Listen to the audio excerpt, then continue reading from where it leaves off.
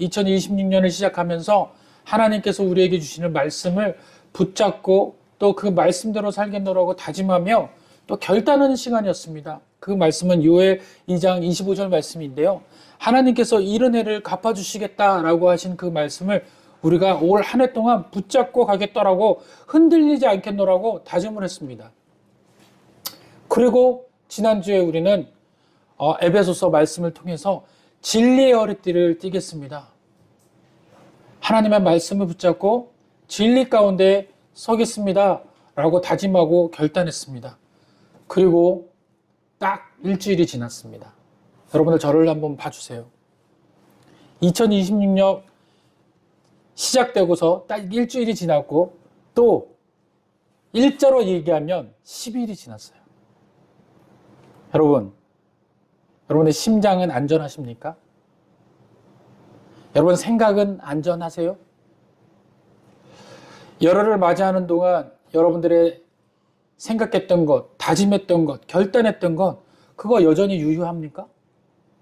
흔들리지 않고 있습니까? 여러분들이 올 한해는 무엇을 해야겠다.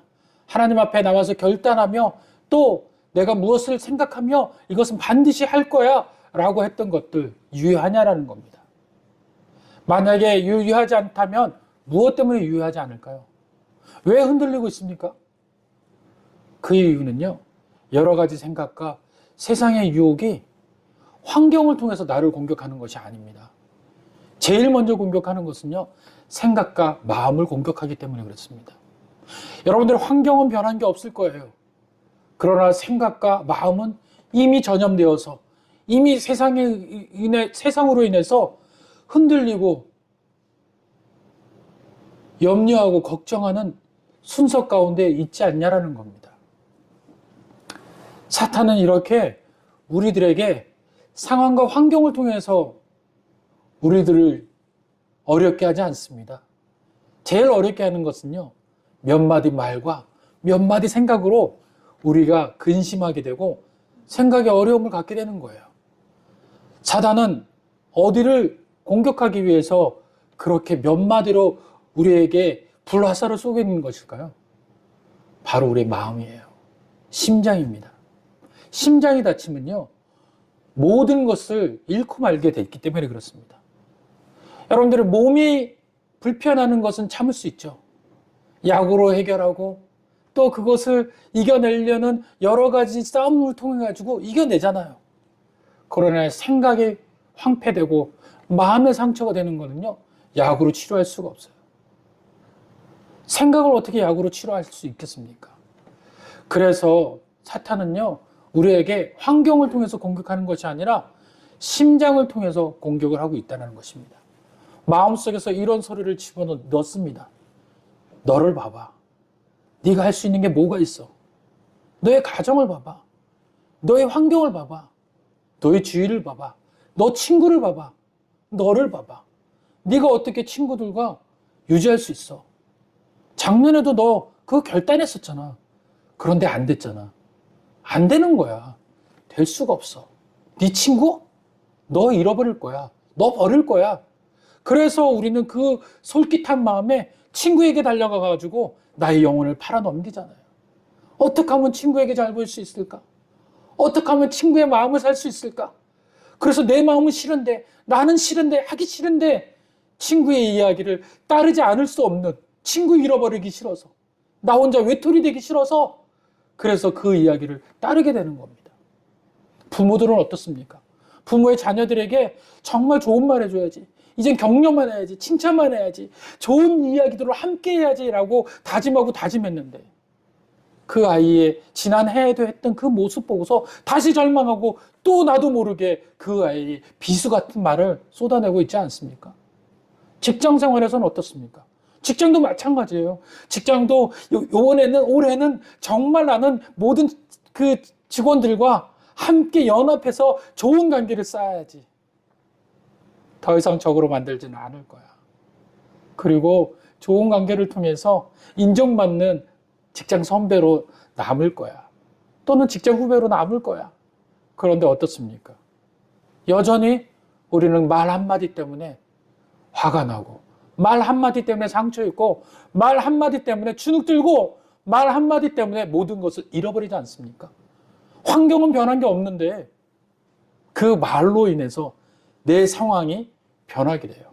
그러고 난 다음에 하루 종일 그 상황 때문에, 그 말 때문에 상처받고 입었던 그 환경적인 영향 때문에 나의 인생이 황폐되기 시작합니다. 환경은 변한 게 없어요. 어제와 오늘이 해는 동일하게 떴고요. 주위에 있는 나무는 여전히 앙상하고요. 또 여러 가지 환경은 변함없이 그곳 그 자리를 지키고 있는데 내 마음은 그 자리에 지키고 있지 않습니다. 이것이 바로 사탄의 방법인 거예요. 사탄의 흉계인 겁니다. 너는 그럴 자격이 없어. 네가 그러고서 어떻게 아버지가 되며, 네가 그러고서 어떻게 직장 선배가 되며, 네가 어떻게 그러고서 집사이며, 네가 어떻게 그러고서 목사야. 너는 자격이 없어. 어떻게 그런 마음을 가지고 설교를 할 수 있어? 너도 온전치 못하잖아. 그리고 공격하는 게 사탄의 말이라는 겁니다. 왜 그럴까요? 사탄은요, 우리가 쓰러지는 것이 주 목적이에요. 그런데 만약에 우리가 쓰러지지 않는다면 걷지 못하게 하는 것이 두 번째 목표입니다. 서 있기는 서 있어도 한 발자국도 앞서 나가지 못하게 하는 것이 사탄의 전략인 것입니다. 사탄의 목표는 분명해요.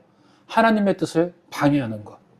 그리고 하나님의 자녀들이 그 하나님의 자녀로서의 삶을 살지 못하게 하는 것. 그리고 주저앉게 하는 거예요.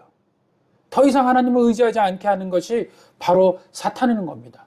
그래서 사탄은 우리의 심장에 그 불화살을 계속해서 쉬지 않고 쏘게 되는 겁니다. 어느 때부터요? 우리가 지난주에 진리의 허리띠를 매겠습니다. 이제는 정말 진리 가운데 하나님과 연합하여서 2026년을 살아내겠습니다. 믿음으로 살겠습니다. 하는 그 순간에 사탄도 역시 내가 불화살을 쏨으로 인하여서 너가 방어치 못하게 하리라. 그렇게 쏘기 시작하는 겁니다. 그래서 그 화살이 우리의 심장에 꽂히면 영적 패배주의에 빠지게 됩니다. 서 있기는 한데 걷지를 못하고 자책감에 숨이 막혀서 그냥 주저앉게 되는 것이죠. 그래서 성경은 일관되게 이렇게 우리에게 경고합니다. 사람은 몸이 먼저 무너지지 않고 마음이 먼저 무너지는데 잠언에서 이렇게 이야기하고 있는 거예요. 잠언 17장 22절에 이렇게 이야기합니다. 마음의 즐거움은 양약이라도 심령의 근심은 뼈를 마르게 하느니라. 할렐루야. 여러분들, 우리들이 환경에 있는 것은 그 기쁨이 그렇게 오래가지 못하지만 마음의 기쁨은 오래가는 거예요. 특히 부모는 자녀를 통해서 얻어지는 기쁨이 오래가는 거죠. 안 그렇습니까? 그런데 자녀가 조금이라도 불편하게 또 조금이라도 잘못된 모습을 보이면 부모는 많은 영광을 얻다 하더라도 자녀의 모습 때문에 모든 것이 다 무너지고 만든다는 것입니다. 그렇습니다. 부모가 됐건 아니면 사회인이 됐건 우리가 마음이 무너지면 다른 모든 것이 무너진 것과 같은 거예요. 뼈가 삭는 겁니다. 몸의 병은 회복할 수 있습니다. 마음에 상하면 삶의 중심이 말라버리게 되는 것입니다. 그래서 사람은 우리의 행동보다 의의 문제, 즉 나는 어떤 사람인가라는 자격을 먼저 공격하게 되는 것입니다. 그래서일까요? 사도 바울은 진리의 허리띠를 말한 직후에 바로 연이어서 뭐가 나올까요? 의의 호신경을 붙이라라고 하는 거예요. 이의 호신경이 흉배라는 거예요. 흉배. 다시 말하면요, 로마 시대 때 로마의 군사를 보고서 이 사도 바울이 이 말씀을 집필하기 시작했는데, 로마 군사들을 봤더니 로마 군인이 가장 강력한 그 군사력을 가지고 있었던 그 이유가 무엇이라고 말씀드렸습니까? 그들이 서서 허리띠를 조이고 내가 군사로서, 한 사람으로서, 군인으로서 반드시 적을 이기고 말 거야 라는 그 용감한 결단에서부터 시작된다고 말씀을 지난주에 드렸어요. 그러고 난 다음에 그들이 그 다음에 하는 모습이 뭐였나 봤더니 가슴에다가 가슴을 보호하기 위해서 흉갑을 얻는 거예요. 다시 말하면 옷을 입는 거예요. 어디부터 막는다고요? 가슴을 막는 거예요. 봤더니 이 가슴을 촘촘하게 막을 수 있게끔 해서 그들이 멀리서부터 오는 무엇으로부터 그 심장과 폐를 방어할 수 있겠어요? 화살로부터 방어하게 되는 거예요. 그래서 그 갑옷을 입게 되면요, 그 화살과 활이 심장과 폐를 꿰뚫지 못하게 하더라는 겁니다. 이걸 보고서 바울은 이것이 바로 성도들이 가져야 될 의의 흉배라는 거예요. 헬라어로 흉배는 토라카라고 이야기합니다. 호심령을 토라카라고 얘기해요. 로마 군인의 몸에서부터 허리까지 심장과 폐라는 치명적인 장기를 보호하기 위해서 입는 갑옷입니다. 사단이 왜 하필 우리의 심장을 노릴까요? 심장이 뚫리면 생명이 끝나기 때문에 그렇습니다. 그런데 사단의 화살을 막아낼 이 의가 도대체 무엇일까요? 성도는 이 의라고 이야기하면 도덕적 무결점을 먼저 생각을 해요. 의롭다라고 얘기하면 내가 도덕적으로 무결점해야 돼. 그리고 또 한 가지는 뭐냐면 나는 착한 행실로 살아야 돼. 그래서 제일 먼저 하는 게 뭐냐면 교회에서 문 밖에 나가가지고 사회생활에 나갈 때 말씀을 듣고 나가는 사람들이 제일 먼저 하는 그 실수가 뭐냐면 오늘 이 말씀대로 살 거야 라고 이야기해서 나의 의지적 결단을 자꾸 그 스프링처럼 누르는 거예요. 선하게 살려는 목적으로. 나 나쁜 말 하지 말아야지. 그 결단이 어디서부터 시작되면 나의 결단으로 시작된다는 거예요. 내가 이렇게 안 하겠다라는 거예요. 내 자녀에게 이렇게 함부로 얘기하지 않을 거야. 나의 직장 상사와 또 직장 그 밑에 있는 직원들에게 함부로 이야기하지 않을 거야. 사회에서 이렇게 이야기하지 않을 거야. 그렇게 이야기하는 결단이 누구로부터 시작된다고요? 나로부터 시작되는 거예요. 그래서 그것을 안 하려고 무진장의 애를 쓰는 겁니다. 안 하기 위해서. 그런데 오늘 하나님께서는 그것이 의가 아니라는 거예요. 그것이 내가 하려는 하는 행동들이 자칫 잘못하면 의로 빠져서 그것이 만약에 그 일을 했는데도 불구하고 실패했을 경우에 오는 후폭풍, 그 후폭풍을 감당할 수가 없는 거예요. 대부분 그날 감당할 수 없는 이유가 뭐냐면 내가 하기로 했던 그 결과가 그렇지 못했을 때 내가 더 화가 나는 거예요. 이것도 제대로 못해? 그리고 그것을 자녀에게 또는 사회에 있는 그 여러 구성원에게 더 화를 내기 시작을 해요. 내가 지키지 못했던, 내가 이것 하나도 못하게 했던, 그걸 왜 그럴까요? 네가 나를 지키지 못하게 했잖아. 나 지키려고 노력했는데. 정말 하나님 앞에 발부둥 쳤는데 너 때문에 내가 이걸 지키지 못했어. 그래서 그것이 잠잠했던 화를 더 분출하게 되는 거예요. 그 이유가 뭡니까? 내가 하려고 했기 때문에 그래. 내가 도덕적 기준으로 내가 세워놓은 그 생각에 내가 빠져서 그것을 잃어버리는 겁니다. 누가 그것을 공격한 거예요? 사탄이 화를 쏜 거예요. 넘어지는. 아주 쉬운 넘어지는. 그러니까 나는 꼭 그곳에만 가면 넘어져요. 잘 견디다가도 꼭 그 부분만 나가면 넘어지는 사람이 있어요. 어떤 사람은 물질이 될 수 있습니다. 잘 견뎠는데 물질 때문에 화가 나가지고 모든 것을 다 뒤엎는 사람이 있고, 또 어떤 경우에는 여러 가지 말 때문에 사람이 뒤집어지는 경우가 있어요. 또 어떤 분은 자격지심 때문에 뒤집어지는 경우가 있어요. 내가 참았는데 나의 자격지심을 건드려서 내가 욱하는 성격으로 더 이상 참을 수 없는 그걸로 인해서 터져 나오는 경우들이 있어요. 다 무엇과 연결된 겁니까? 도덕적 무결점이나 착한 행실로 그 의를 해석하고 판단했기 때문에 그렇습니다. 그래서 우리는 조금만 실수해도 그 부분에 대해서 참을 수가 없는 겁니다. 그런데 오늘 하나님께서는 뭐라고 이야기하시는지 한번 볼까요? 예배소서 6장 10절에 보니까 끝으로 너희가 주 안에서와 그의 능력으로 강건해지고, 어디서 시작하라는 겁니까? 주 안에서. 또 무슨 능력으로? 주의 능력으로. 분명히 우리에게 능력이 있었다면 하나님께서는 그렇게 얘기했을 거예요. 너의 능력으로, 너의 힘으로 그 모든 것을 이겨낼 수 있다. 그렇게 얘기했을 텐데 오늘 성경에서는 그렇게 얘기하지 않습니다. 바울이 뭐라고 이야기합니까? 너희들이 그 모든 일들을 싸우고 이길 힘은 주 안에서 주의 능력으로 해야 된다라는 거예요. 너의 힘으로 해야 되는 게 아니라는 겁니다. 그러면서 뭐라고 이제 이야기해 주냐면 11절 마귀의 관계를 능히 대적하기 위하여 하나님의 뭐라고요? 전신갑주를 입으라. 세상의 전신갑주를 입으라라고 얘기하지 않습니다. 하나님의 전신갑주를 입으라. 다시 말하면 나의 능력으로 내가 그 모든 것을 할 거야 결단하고 하는 것은 한계가 있는데 그 한계를 뛰어넘는 것이 뭡니까? 바로 하나님의 전신갑주라는 거예요. 하나님의 능력으로 행하라라고 오늘 우리들에게 이야기하고 있습니다. 그런데 이 하나님의 능력으로 입으라라는 이야기를 한 번 하시지 않으셨어요. 도합 3번을 이야기하십니다. 지금 앞에서 말했던 거 그 힘의 능력으로 하나님의 능력으로 하라는 말 한마디 있었죠. 첫 번째죠. 11절에 하나님의 전신갑주를 입으라. 하나님의 두 번째 또 하나님께서 말씀하고 계시죠. 그리고 12절에 보니까 우리의 싸움은 혈과 육을 상대하는 것이 아니요 통치자들과 권세자들과 이 어둠의 세상 주관자들과 하늘에 있는 악의 영들을 상대함이라. 그러므로 뭘 입으라? 하나님의 세 번째 하나님의 완벽한 하나님의 뜻을 통해서 하나님의 옷을 입는 자들이 승리한다라는 거예요. 다시 말하면 내가 내 스스로 의를 정하고 또 내 스스로 기준을 정해가지고 상대를 했을 땐 백전백패예요. 그 상대를 했을 땐 누가 공격하는 거예요? 사탄이 불화살을 쏴서 그것을 넘어뜨린다는 거예요. 그럼 불화살을 통과되지 않는 하나님의 전신갑주를 입으면 통과되지 않겠다라는 거예요. 그랬을 때 결과적으로 우리는 그 하나님의 전신갑주를 통해서 우리의 의가 아닌 하나님의 의를 통해 가지고 사탄의 관계를 해결할 수 있다는 겁니다.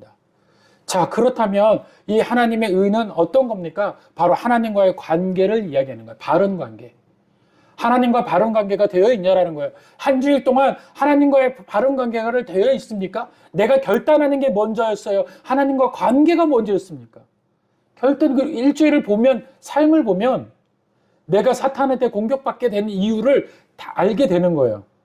하나님과 관계가 먼저였던 사람은 사탄의 공격이 아무리 거세도 우리는 승리할 수밖에 없어요.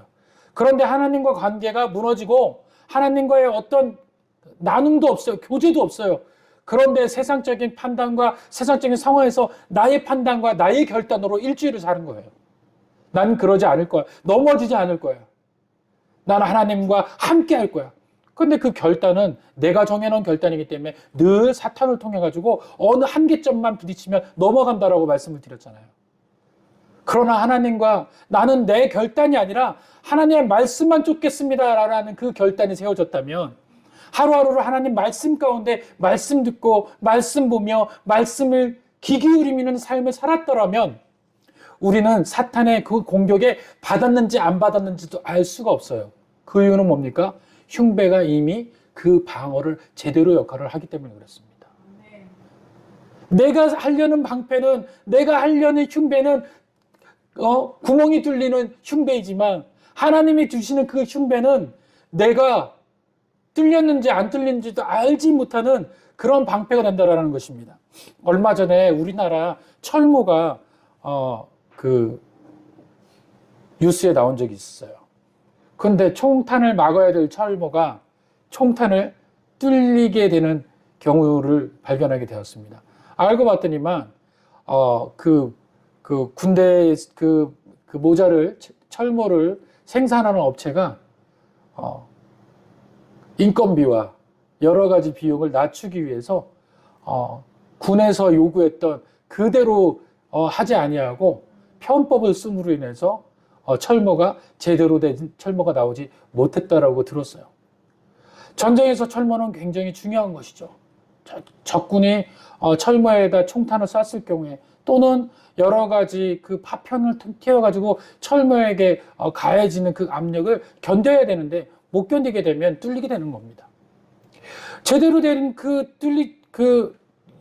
제대로 된 그 재료로 쓰지 않았을 경우에 이렇게 철모가 뚫리게 되는 현상이 일어나요. 그것처럼 우리가 우리의 철모로 아무리 세상에 있는 보이지 않는 영의 그 화살을 우리가 막으려 하려도 우리는 그 막을 수가 없는 그런 연약함이 있다라는 거예요. 그러나 하나님께서 하나님의 방법으로 하나님의 의의 방법으로 우리를 무장시킨다면 우리의 심장은 완전하게 보호될 줄로 믿으시길 바랍니다. 그래서 로마서 1장 17절은 선포해요. 복음에는 하나님의 의가 나타나서 라고 이야기합니다. 성도 여러분, 하나님의 의라는 것이 도대체 무엇입니까? 다시 말하면 우리가 의롭게 될 수 없다라고 하나님 이야기하시는 것과 같은 거예요. 그러면 우리는 의로워질 수가 없어요. 아무리 많은 사람들이 우리는 의롭게 되려고 노력을 해요. 도덕적으로 그래서 선하게 되려고 해요. 많은 사람들이 이런 말을 하는 경우들도 있죠. 종종 있습니다. 저 사람은 법 앞에서 너무도 뛰어난 사람이야. 법 없이도 살 사람이야. 그런 사람, 그 사람이 의의가 충만한 사람일까요? 아니라는 거예요. 아니라는 겁니다. 성경에는 세상에는 의로운 자가 없다라고 이야기하고 있습니다. 그러면 의롭게 되어지는 경우가 무엇이냐라는 거예요. 히브리서 11장 8절에 보니까 그 의롭게 될 수 있는 것은 갈 바를 알지 못하고 나아가는 자가 의롭게 된다라는 거예요. 다시 말하면요, 의로워질 수 있는 경우는 뭐냐면 하나님께서 그를 의롭게 여기다라고 이야기하면 그가 의로워지는 거예요. 의로움의 주체이신 그 주체가 상대에게 의로움을 허락할 때 비로소 의로움이 장착될 줄 믿으시길 바랍니다. 그래서 우리가 스스로가 의로워지는 것이 아니라 하나님이 우리를 의롭게 여기실 때 우리가 의로워진 줄 믿으시길 바랍니다. 그래서 히브리서에서는 이렇게 이야기합니다. 아브라함이 의롭게 된 이유가 있는데 그 아브라함이 의롭게 된 이유가 뭡니까? 하나님의 말씀대로 그가 그 말씀을 따라갔기 때문에 의로워졌다라고 이야기하고 있어요. 그래서 하나님은 우리를 보실 때 우리 행동을 보고서 판단하는 것이 아니라 하나님 말씀에 거하고 그 말씀대로 행하는 그 믿음 가운데 우리를 의롭다 여길 줄 믿습니다. 그래서 우리가 자격도 없고 아무런 능력도 없지만 그러나 하나님께서 나를 보고 의롭다 여길 때 그때 우리는 하나님의 의로움에 참여하게 되는 줄 믿으시길 바랍니다. 하나님을 의롭게 참여한 그 아브라함 역시도 의로운 자는 되지 못했어요. 왜냐하면 하나님의 말씀을 따라서 그가 말씀대로 살려고 노력하고 그 길을 떠났습니다. 본토 아비집을 메소포타미아 땅을 떠나서 그가 한 번도 가보지 못한 가나안 땅으로 발걸음을 옮겼는데 그러고서 거기에 갔더니 흉년이 들은 거예요. 나이 75세의 노인이 그 말씀만 보고서 말씀만 듣고서 따라갔는데 그 땅이 풍년이어야 될 땅이 오히려 메소포타미아보다 더 흉년이 되어버린 겁니다. 그래서 자기의 의를 따라서 자기의 생각을 따라서 발걸음을 옮깁니다. 어디로 옮겨요? 애굽이라는 땅으로 옮겨요. 세상이라는 땅으로 옮깁니다. 자기의 가치관과 자기의 생각의 땅으로 옮겨요. 그런데 이상하죠? 하나님께서 분명히 가나안 땅에 가면 이 일들을 분명히 하나님께서 예측하지 못하셨겠습니까? 아셨을 거예요. 그런데 왜 하나님께서 아브라함에게 그런 시험을 통과하게끔 하셨을까요? 그 이유는 바로 저와 여러분들에게 우리 스스로가 경건하여지고 우리 스스로가 도덕적 자아라고 생각했던 그 판단이 절망적인 순간을 맞이했을 때 우리는 더 이상 그 순간을 기대거나 그걸 붙잡지 않는 사람이 될 수 있기 때문에 하나님께서 내버려 두신 거예요. 그래서 보니까 가봤더니 자기가 봤을 때 이 땅은 살 수 있는 땅이 아닌 거거든요. 그런데 하나님께서는 그 땅이 가장 좋은 땅이라고 이야기한 것이죠. 그런데 여전히 아직도 자기의 의가 있어요. 자기의 생각이 있고 기준이 있죠. 여기서는 살 수 없어. 그래서 갔던 것이 애굽이란 땅이에요. 너무도 풍요롭죠. 왜냐하면 메소포타미아에 있었던 티그리스 유브라데스 강과 같은 비슷한 나일강이 여기서 있으니 여기서 먹고 살 수 있어. 하나님께서 이 땅을 이야기하신구나 오해할 만도 합니다. 자기 기준이었으니까요. 자기 도덕적 판단이었으니까요. 그래서 갔는데 무슨 일이 벌어졌어요? 그의 아내를 보고서 애굽 왕이 너무도 아름답다라고 이야기한 그 한마디 때문에 그가 거짓말을 합니다. 그 말 한마디 때문에 사탄이 그 말 한마디를 넣어준 거예요. 그 아내를 취하겠다라고 아내를 뺏겠다라고 이야기한 것이 아니에요. 그 아내가 이쁘다라는 말 한마디 때문에 그 이야기가 상상을 펼치고 그리고 만약에 내가 이 땅 가운데 있게 되면 저 왕으로부터 저들로부터 내가 목숨을 부지할 수 없겠구나 생각한 그런 생각이 상상이 떠오르기 시작합니다. 그리고 자기 스스로가 그 화살에 자기 스스로를 무너뜨리게 되는 거예요. 그리고 무너졌잖아요. 서 있지도 못하고 넘어졌어요. 그리고 비겁한 사람이 되어버린 겁니다. 인간적으로 보면 자경비달입니다. 하지만 하나님은 그의 그 아름다운 믿음으로 행하고 하나님 말씀이 주목하는 그 주목을 보시고 그를 의롭다 여겼다는 것입니다. 하나님 은혜 가운데 하나님의 말씀 가운데 그가 한 발자국 옮기는 그 행위는 다시 말하면 우리들은 볼 수 없는 미지의 공간이지만 알 수 없는 세계지만 하나님의 영역에 하나님의 궤도에 발을 옮기는 순간과 같은 거예요. 다시 말하면요, 우리가 일상적인 시공간, 지금 현실이라고 하는 이 시공간에 우리는 발을 지금 옮기고 있잖아요. 그런데 믿음은 하나님의 시공간에 발을 옮긴 거예요. 할렐루야. 그러니까 우리의 시공간에서는 이해되지 못하는 상황들, 우리의 눈으로 현실적으로 봐야지만 알 수 있는, 만져서 또 느껴서 생각해서 알 수 있는 그 생각의 틀을 하나님의 시공간에 얹게 되면 반대로 알게 되는 거예요. 알지 못했던 걸 알게 되고 보지 못했던 게 보게 된 거예요. 똑같은 단어와 똑같은 문장인데도 불구하고 우리가 형식적인 그 문장을 통해서 우리 스스로가 우리의 상황에 맞게 문장을 해석해내지만 하나님의 시공간의 은혜를 받게 되잖아요. 하나님의 간섭을 받게 되잖아요. 똑같은 문장이 다르게 역사하게 되고 다르게 해석되어지게 되는 겁니다. 어제 봤던 문장이 해석되어지지 않았는데 하나님의 은혜가 차고 성령이 내게 임하시면요, 똑같은 문장이 다르게 보여지기 시작해요. 다르게 해석되어지기 시작하게 됩니다. 그러고 난 다음에 그 사람은 어떻게 돼요? 아, 하나님이 주신 은혜구나. 은혜 가운데 자기의 삶을 내어 던지게 되는 겁니다. 그게 일주일 동안 있었어야 되는 삶인 거예요. 하나님의 은혜 가운데, 하나님의 생각 가운데, 하나님의 궤도 가운데. 그게 하나님의 궤도 안에 그 하나님의 은혜로 순항할 수 있는 그 하나님의 시간인데, 우리는 그 궤도를 벗어던지고 우리의 시공간과 우리의 생각의 궤도에 우리는 여전히 놓여 있는 겁니다. 그러니 우리는 매일 실패할 수밖에 없다라는 것이죠. 여러분들, 마치 아인슈타인의 중력에 이끌림과 같이 우리의 궤도가 하나님의 궤도인지 아니면 인생의 궤도인지를 선택해야 되는 것입니다. 여기서 왜 아인슈타인의 궤도가 나왔을까요? 제가 이번 주에 가장 은혜 받았던 세상적 이야기는 아인슈타인의 궤도였습니다. 뉴턴은요, 중력에 대해서 만유 인류의 법칙이다라는 법칙을 이야기했습니다. 뉴턴이 딱 발견한 것이 뭐예요? 사과가 땅에 떨어지는 모습을 보고서 왜 사과가 걸려있는 그 나뭇가지에서 떨어졌지? 알고 봤더니만 끌어다니는 힘 때문에 사과가 떨어졌다라는 것을 알게 된 것이죠. 나무 위에 붙어 있어야 될 사과가 지상으로 떨어진 겁니다. 그 이유가 뭡니까? 그 지상에서 그 밑에서 끌어다니는 힘 때문에 사과를 끌어다녀서 사과가 그 나무에서부터 떨어졌다라는 거예요. 그것이 바로 중력이라는 겁니다. 이것을 서로 끌어당기는 힘이다라고 이야기한 겁니다. 그래서 뉴턴은 태양의 행성을 잡아당긴다라고 이야기한 거예요. 그래서 지금 지구가 태양 중심적으로 도는 이유는 태양이 지구를 끌어당기기 때문에 태양계에서 벗어나지 않고 튕겨져 나가지 않고 여전히 태양계에서 멈춰있는 그 태양계를 돌고 순항한다라는 거예요. 다시 말하면 지구도 태양에서 빨아다니고 태양도 지구를 향해서 끌어다니는. 근데 누가 더 커요? 질량은 태양이 크니까 태양의 힘이 더 커서 서로 끌어다니는 힘 때문에 유지한다라는 거예요. 이것이 뉴턴의 중력의 법칙입니다. 그런데 아인슈타인의 상대성 이동은 이것을 깨부린 거예요. 알고 봤더니 중력은 공간과 시간의 휘어진 결과로 나타나는 거라는 거예요. 중력이라는 것은 시공간이 지금 휘어져 있다라는 거예요. 지구의 이 태양계가 우리 보게 되는 그냥 그 깜깜한 밤에 그 별들이 떠 있는 것처럼 보이지만 실상은 휘어져 있다라는 거예요. 태양 중심으로.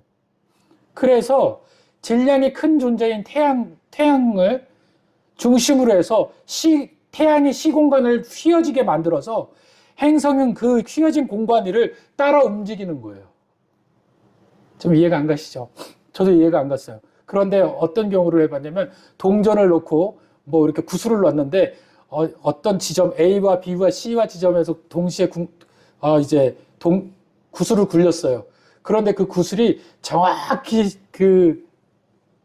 공간을 동일하게 돌면서 그 자리에 안착하는 모습을 했다라는 거예요. 그 이유가 뭐냐면 공간이 휘어져 있기 때문에 그 구슬이 탄력을 받아서 바깥으로 나가지 않고 동일한 그것으로 굴러서 들어간다라는 거예요.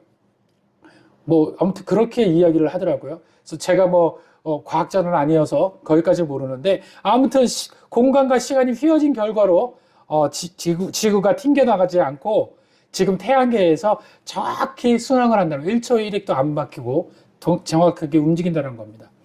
다시 말하면 우리의 인생이 어디 궤도에 옮겨져 있느냐로 인해서 우리가 인생이 튕겨나가지 않고 순항할 수 있다는 거예요. 그렇다면 우리가 우리 스스로가 인생을 설계하고 만드는 인생은 어떤 인생이냐는 겁니다. 저와 여러분들 일주일 동안 우리가 생각하고 결단하고 만들어낸 인생은 어떤 겁니까? 여러 가지 그 인생이 아침에 결단했던 인생이 저녁 때까지 가는 걸 봤습니까? 여러 가지 이유로 인해서 우리의 모든 인생이 변화되고 또 공격받고 어렵게 되고 그 결단한 대로 흘러가지 않잖아요. 다시 말하면 우리가 설계한 그 설계도는 완전한 설계도가 아닌 불확실한 설계도인 것입니다. 그래서 우리의 인생이 그렇게 불확실한 거예요. 매일매일 불확실한 거예요. 그런데 완전한 설계도인 하나님의 궤도에 우리 인생을 옮게 되면 태양계에 지구가 순항하듯이 그 법칙대로 그 원칙대로 움직이듯이 하나님의 궤도 안에 우리 삶 가운데 놓여지게 되면 우리는 하나님의 크신 은혜 가운데 그대로 움직이게 될 줄 믿으시길 바랍니다. 이것이 바로 하나님이 우리들에게 말씀하시는 의의 흉배인 것입니다. 그 의의 흉배가 바로 하나님의 의롭게 여기셨다라는 그 의로움에 참여하는 자가 그 흉배를 얻게 되는 거예요. 그 흉배를 얻은 자가 누굽니까? 바로 아브라함이라는 사람이에요. 그 아브라함은 자기의 자기의 판단을 해봤지만 그 판단, 자기가 설계한 그 설계도가 잘못되었다는 것을 알게 된 이후에 완전하게 하나님의 궤도 안에 그 놓여진 삶을 살게 됩니다. 그 이후로는 한 번도 자기 생각대로 움직이지 않았어요. 하나님의 말씀대로만 살게 되는 삶을 살게 되었습니다.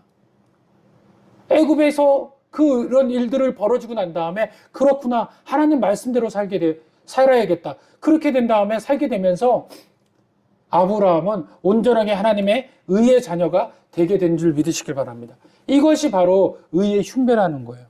그럼 구체적으로 의의 흉배는 우리들에게 가져다 줄 은혜가 무엇일까요? 첫째, 의의 흉배는 그리스도로 옷 입는 거예요. 그리스도로 옷 입는 거. 다시 말하면 우리가 흉배를 걸치지 않고 우리가 적군에게 나가는 것은 우리의 의로 싸우겠다라는 겁니다.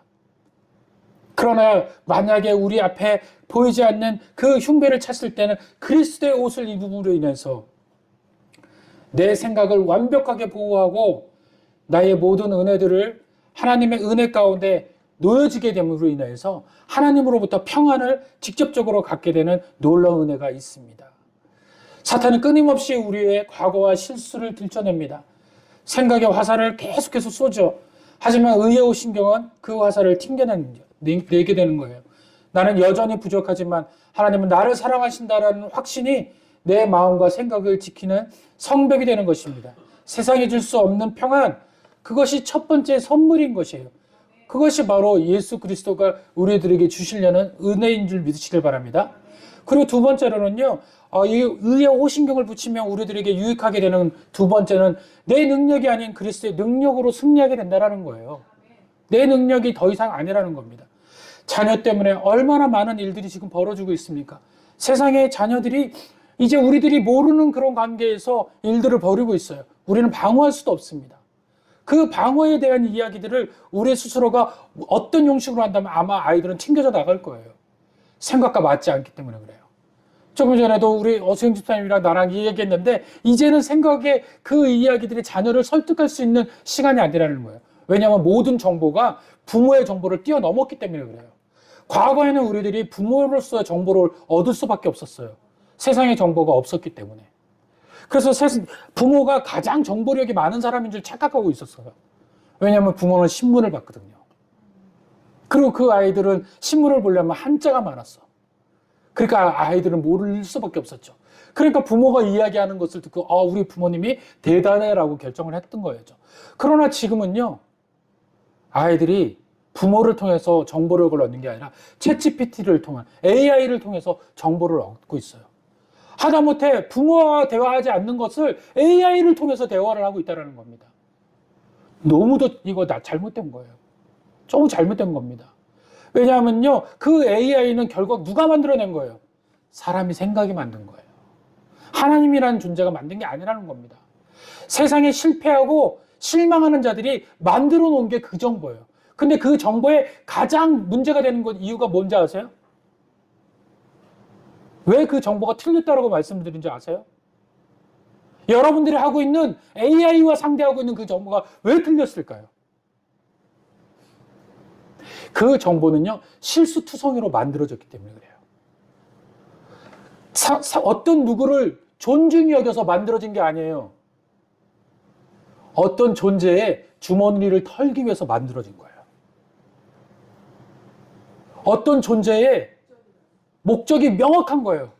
그 사람의 가지고 있는 그 주머니의 물질과 그들이 가지고 있는 여러 가지를 통해 가지고 뺏어가기 위해서 그 AI 정보가 만들어졌다는 사실입니다.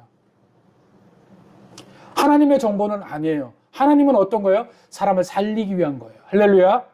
성도를 살리기 위한 겁니다. 할렐루야.